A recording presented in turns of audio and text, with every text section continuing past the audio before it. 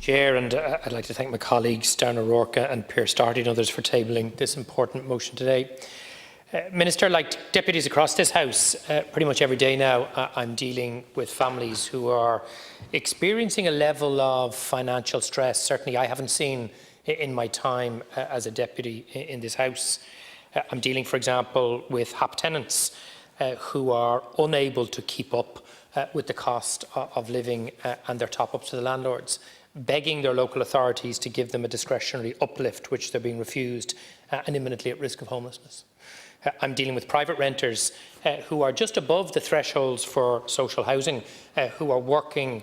2 jobs to keep the roof over their head, and despite the fact that the government hasn't increased the social housing thresholds since 2011, continues to refuse to do so. And again, those same families are either unable to make ends meet or are fearful of what will happen if they get a notice to quit, and again rendering them homeless. I'm talking to mortgage holders who have now had 2 interest rate hikes, and if the second hike is passed on by their bank, that will wipe out everything we're hearing from government in terms of the meagre measures you're proposing to deal with the rising cost of energy. And I raise these 3 cases because they are real-life cases that I and many other deputies are dealing with day and daily.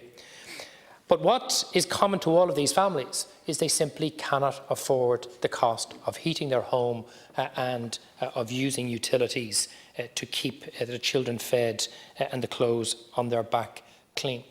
And the idea that giving those people on its own a cash payment, no matter what amount, simply doesn't deal with the key concern that they have, which is even with the cash payment, the prices themselves are too high and they are fearful of further price hikes. So the great merit of the Sinn Féin proposal that Mary Lou MacDonald outlined earlier today, that Deputy Rourke has just outlined to you, and Deputies Doherty and Mairead Farrell will outline in fine detail when we publish our alternative budget on Friday week, is that it deals not only with the immediate cost by dragging those costs back to summer 2021 levels. It not only puts money back in a targeted way in the pockets of lower-income families, it also ensures that they won't have any further